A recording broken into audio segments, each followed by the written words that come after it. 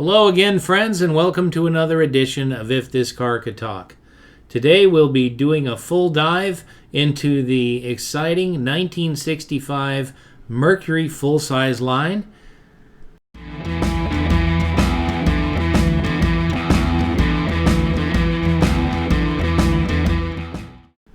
In 1965, the Mercurys consisted of three distinct models, plus two station wagons. All were said to have been built in the Lincoln Continental tradition. While earlier Mercurys were oftentimes very similar in design only to their Ford counterparts, in 1965, the design cohesiveness of the Lincoln and the full-size Mercury was now obvious. The full-size Merc models now distanced themselves from their full-size Ford counterparts. In 1965, the full-size Mercury line consisted of three models, the Park Lane being the top of the line, the Montclair being the mid-series, and the Monterey being the lower series. In addition, there were two station wagons, the Colony Park, which had simulated wood sides, and the Commuter. Both wagons were available as 6-passenger and 9-passenger. Now let me break down the model body style availability in each series. The Park Lane was available as a 2-door hardtop, a 4-door hardtop,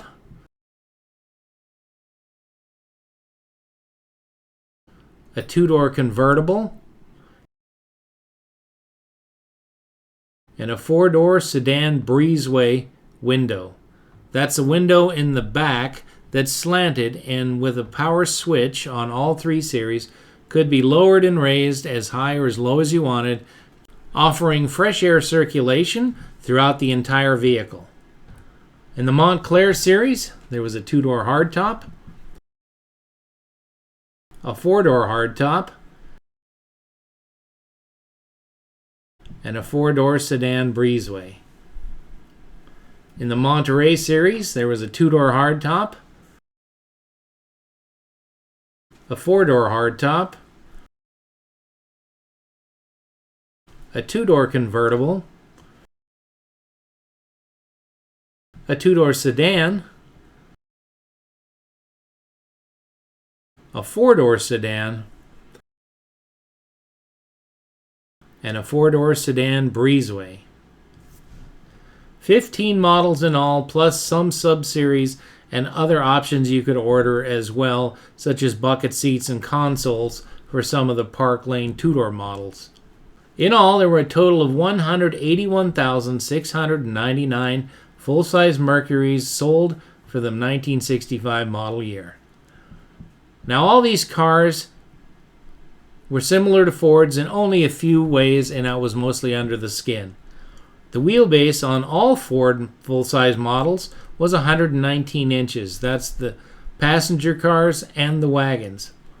In the Mercurys, the wagons were 119 inches wheelbase, but the other passenger cars were all at 123 inches.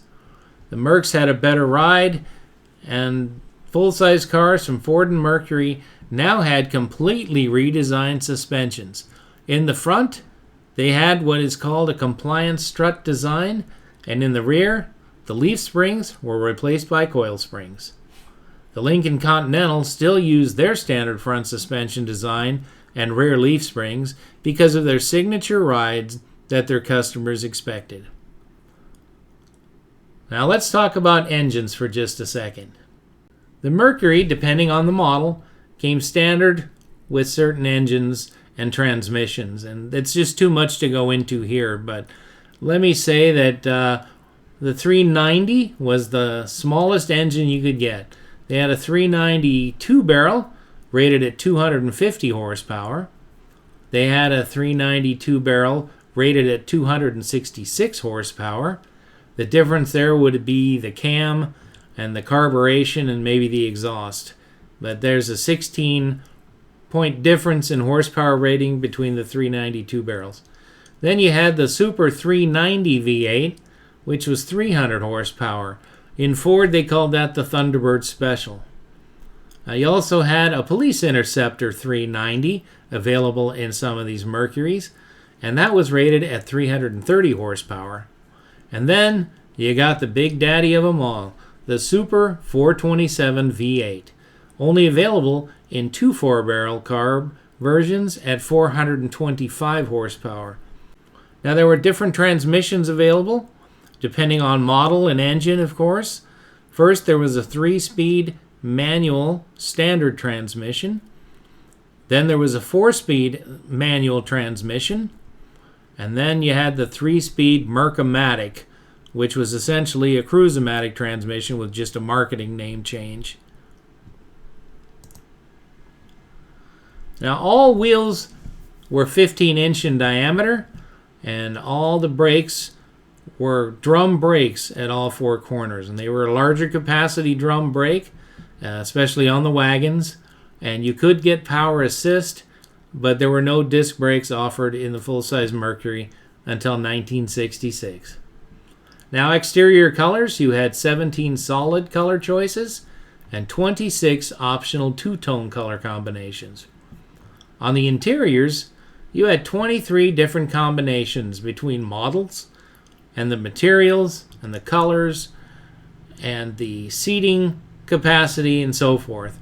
But there is a lot of interior color choices and patterns and materials that were available in this 1965 full-size Mercury line. Now let me talk about some of the options that were available. Depending on the model and what was standard equipment and what could be upgraded, you could get power steering, power brakes, a deluxe air conditioner, a tilt steering wheel, AM/FM radio, safety convenience group, which included emergency flasher, seatbelt warning light, door ajar warning light, and low fuel warning light. Tinted glass, could have it just the windshield or for all windows. Now, tinted glass would have been standard on all cars with air conditioning. You could also get a non-glare rearview mirror, 2-position control for day-night driving. You could get speed control, a courtesy light group, which included map lights, parking brake warning light, a glove box light, a trunk and cargo light, ashtray light, and rear door jamb switches. Trip odometer, and you could also get interval select windshield wipers, a padded instrument panel, padded visors, and even an automatic headlamp dimmer. As I said, there's too much to go into here in this brief video as to which models had which standard equipment, but it's easy to find online, and I found all of these pictures and information on a site called oldcarbrochures.com. You can actually pull up a copy of the original brochure, and you can blow it up to where you can read it, and you can see what the options were and the colors and the color combinations and all. And that's how I got all the information for this video. Okay, well, that's it, everybody, for my favorite 60s Mercury, the 65 full-size cars. As you can see, they're beautifully designed, and they're quite handsome, and with many of the right options, they could be a fun car to have as an old car and to take to car rallies and cars and coffee and cruise nights and so on. They're just cool cars. You don't see them very much anymore, and they're not impossible to restore, but as always, when you're buying a project car, buy one that's mostly complete rather than one that's missing a lot of key pieces. There are some reproduction parts available, but they're not many. So make sure all the trim is good, and anything else can be replaced, like the interior pieces and so on.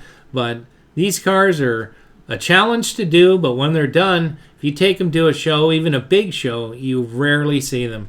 So I hope you enjoyed this. Let me know what you think of the 65 Mercury full-size car line, and tell me if you've ever owned one or if you have any stories. Until next week, thanks for tuning in, and we appreciate you watching.